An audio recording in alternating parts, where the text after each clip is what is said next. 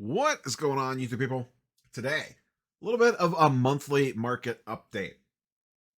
Since we are at the end of March, beginning to start April, I thought it might be a good idea to just kind of look back at the last 30 days, looking at some Pokemon booster boxes, some PCETBs, maybe even some Magic collector boxes. On the other channel, I do the weekly sports card market update. Over here, in normal circumstances, sealed prices usually don't move fast enough to justify looking at things weekly, in my opinion. Obviously, the last couple of months have been a little bit crazy, but I thought looking at a 30-day span, so maybe we'll kind of do this at the beginning or the end of each month as we kind of move forward here. So today, we're going to be diving into market movers. Link in the description down below if you want to check out market movers. You can get a free trial and 20% off for life if you decide to sign up. I am over here on the sealed product side, and I am in price movements. And as we've done in the past, you could put in a bunch of different filters, and it will list everything out. Now, this does not pull TCG player data, but it does pull eBay among a bunch of other marketplaces. So it might not match up one-to-one dollar value wise for TCG player, but it usually moves. The two of those markets usually move pretty much in sync with each other. If something goes crazy on one platform, it usually goes crazy on another, and vice versa.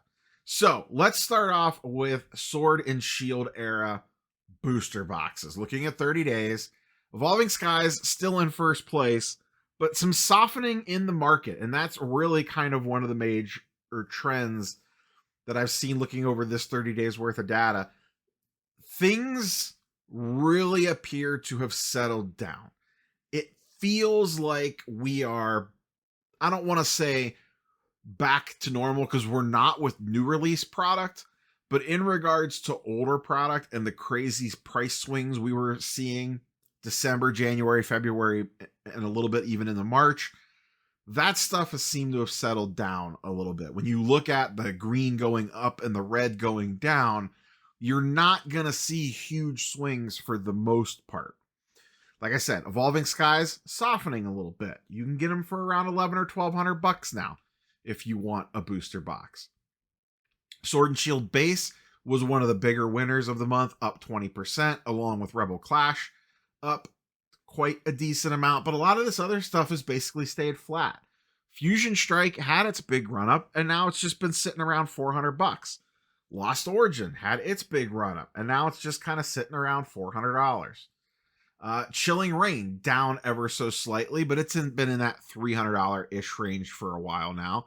Brilliant Stars flat, Silver Tempest flat, Astral Radiance flat, Darkness Ablaze flat. Battle Styles up slightly, and Vivid Voltage down slightly. Those are the two most recent ones to sell out at Pokemon Center. They got their little boost up right after those sold out, and they've both been floating just under $200.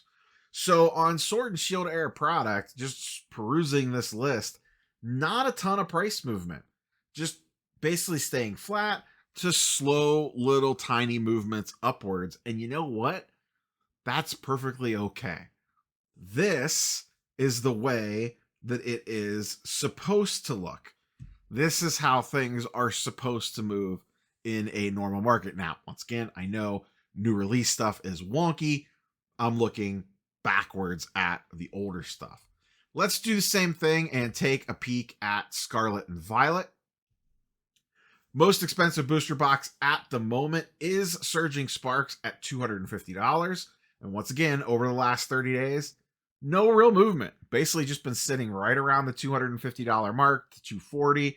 It'll swing $5 or $10 either way, but has just kind of been chilling there. It got a reprint. It cooled things off ever so slightly, but has basically been stable. Journey Together, the newest release, still sitting around $230. That price has been fluctuating a little bit as it just released last week. It's been jumping from anywhere from $220 to $240, just given the day and the marketplace. Paldea Evolved, flat, just got a reprint. Twilight Masquerade, flat. Stellar Crown, up slightly. Very popular set. That one has been getting a lot of traction lately. Obsidian Flames just got a reprint, down ever so slightly, but really we're talking about 5%, next to nothing. Paradox Rift up slightly, Temporal Forces up slightly.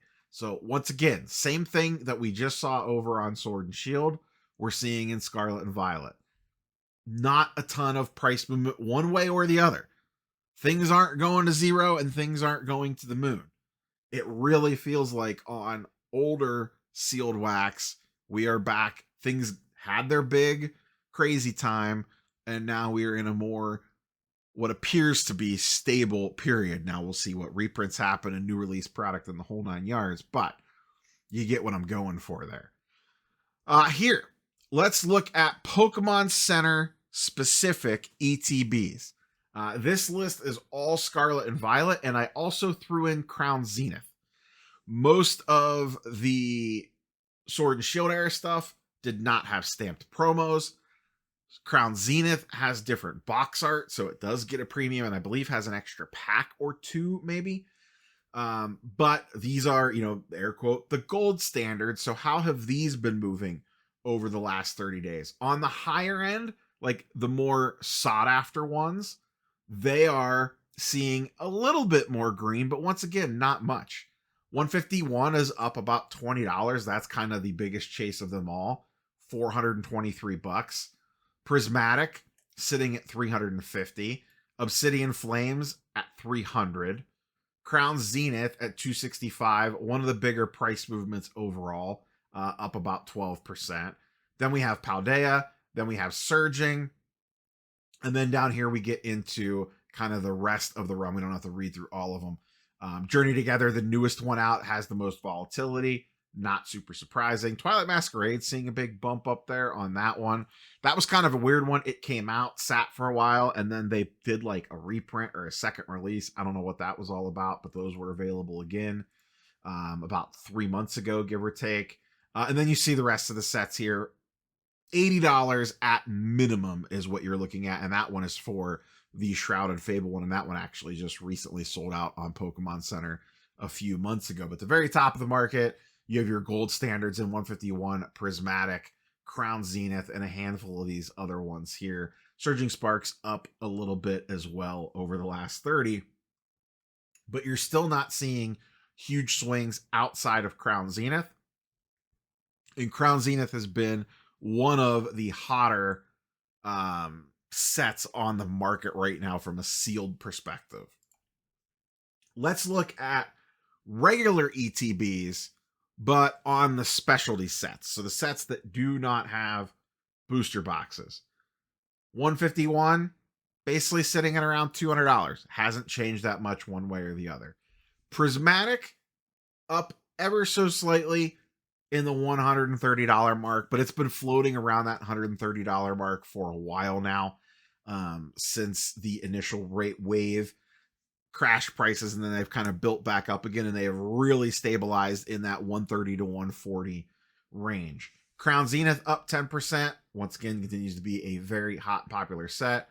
Paldean Fates up ever so slightly, and Shrouded Fable down ever so slightly, is kind of the redheaded stepchild of the bunch down there at the bottom. So specialty sets continue to perform fine, but not crazily outperforming booster boxes at the moment on these. So the big takeaway on the Pokemon side of things is, to me, stability. We seem to be in a very stable place. Everything went through its growth phase, its accelerated growth phase, at the end of the year / beginning of the year, end of 24, beginning of 25. And we've kind of settled in now. And now that stuff's kind of getting back to its normal cadence of, I had a big level up and now I'm going to stay flat for a while. And I wonder if it stays flat for longer than normal, where it's just these very small little increases and decreases until the next catalyst. But because things got so hyperinflated, I wonder if this stair that we're now on, that's what, Rudy always talks about, stairs on the charts is what you want to see.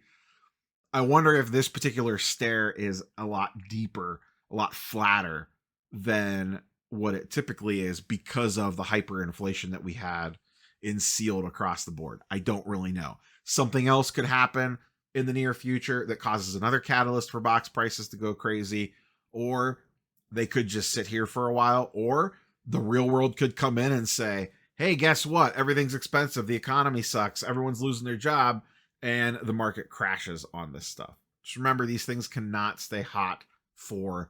Let's take a quick look at Magic the Gathering.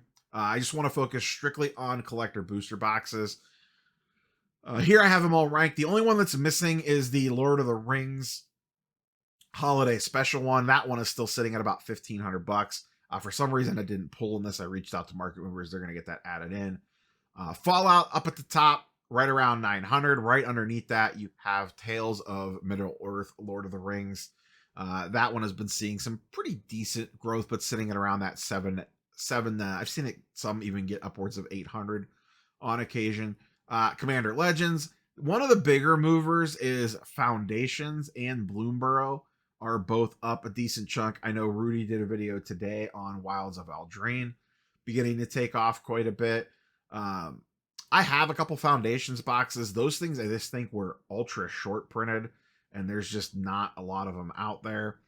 The top of this, you do see a lot of green with a lot of like 10% jumps or 8 to 10% jumps.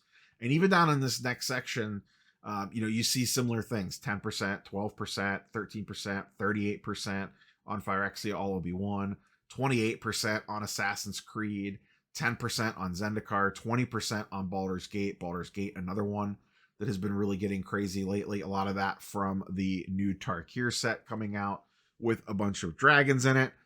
So collector boxes seem to nowhere near what Pokemon went through, but there does seem to be a little bit of a price correction going on kind of across the board, with a lot of collector boxes seeing ticks up at the beginning of this year. That is where we currently sit. All eyes now swing towards Destined Rivals and Final Fantasy for Magic, along with Marvel, and then the Tarkir Dragonstorm being the newest release upcoming in about a week or so. A lot of people hyped for that one just to get back to an actual traditional Magic set. But between Destin and Final Fantasy, it is going to be a wild, wild summer. Those are going to release probably pretty close to each other, because I think Destined is late May, like May 30th. And Final Fantasy, I believe, is early to mid-June. So that is going to be a wild time getting those two releases back to back. As always, curious for your thoughts and comments down below. We will catch you boys and girls on the next one. Peace.